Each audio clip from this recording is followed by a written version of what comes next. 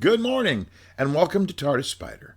I'm Terry, and today, I asked for and received a multi region DVD player for my birthday.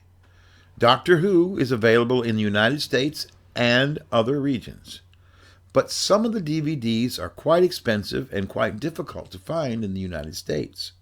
So, for the small cost of a multi region DVD player, I will be able to convert my set from VHS to DVD.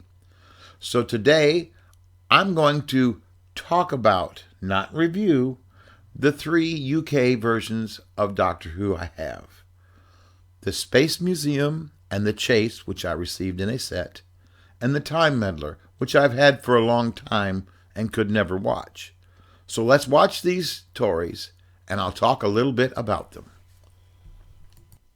The Space Museum, 4 episodes, with an average viewing number of 9.2 million per episode. This story has the Doctor, Barbara, Ian, and Vicky. Now, there are 2 threads throughout the story. Can the rebels defeat the dictators and get their planet back? And how do the Doctor and friends avoid becoming themselves as exhibits in the Space Museum? Now, the first episode of this story is very good, and the other 3 somewhat drag. But it is a good story. Now, here are a few notes from the info text throughout the story. In this story, it's the last time that we will see the original Dalek design. Glyn Jones will appear as Kranz in the Sontaran experiment and is the writer for this story. He is the only writer to also act in an important role on Doctor Who. William Hartnell will not be there for episode 3. The opening is a film reprisal. With viewing numbers of 9.2 million, these are great numbers. And in fact, 1965 is a great year for Doctor Who viewing. The opening episode of The Web Planet has 13.5 million viewers. That's more than 1/4 of the population of England at the time. 23 of 36 episodes will rank in the top 20, while the rest will all rank in the top 30. Now, master tapes for this story were lost, but the VHS and DVD releases were created from overseas copies that return. And that's a few notes about the Space Museum. The Chase, 6 episodes with average viewing numbers of 9.2 million. The Daleks chase the TARDIS and our heroes through time and space in their own time machine. In this story are the Doctor and Vicky, Barbara and Ian, who will be leaving us, and Stephen Taylor will join us. Stephen Taylor is played by Peter Purves, who will also play Morton Dill in this story. Now, while traveling in the TARDIS, there's a food machine. They don't eat regular meals. So what prop do they use for space food? Mars bars. There's a lot about the Daleks in this story. In the second episode, one of the Daleks will have its plunger replaced by a preceptor. This is the first time the plunger is replaced in the series. The Daleks will also have vertical slats on their midriff for the first time. 3 of the Daleks in the story are from the movie.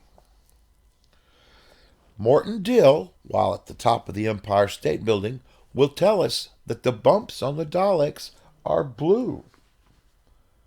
And somehow a Dalek will get in the background of Frankenstein's laboratory before the Daleks arrive.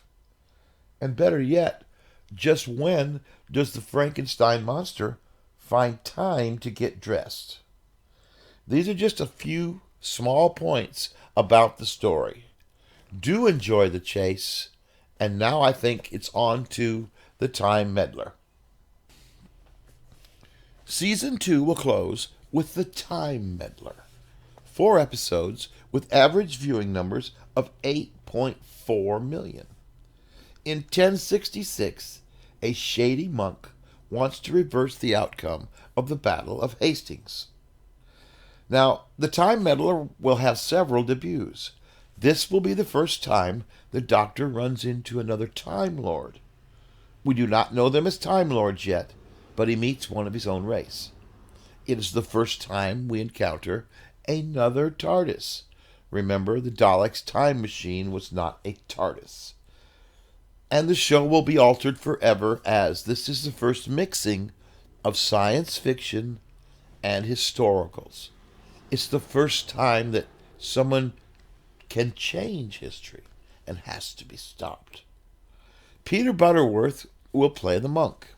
He will also reappear as the monk in the Daleks' master plan, making him the first character outside of the Daleks themselves to reappear in the series.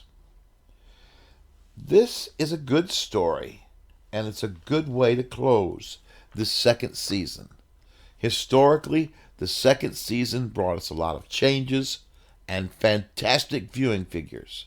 So let's enjoy Doctor Who, and let's enjoy these two movies that I'm going to recommend. Today we have two recommendations. The Scarlet Pimpernel, 1982, with Jane Seymour and Anthony Andrews. This is a costume drama with lavish costumes and sets and enough romance to keep your girlfriend or wife happy, and enough intrigue and danger to keep you happy. So enjoy The Scarlet Pimpernel. Also enjoy Klaus, 2019, on Netflix. This is the great little Christmas movie that's just debuting this year, and don't miss it. It is well worth watching. So enjoy The Scarlet Pimpernel, enjoy Klaus, and as always, enjoy Doctor Who, and stay safe.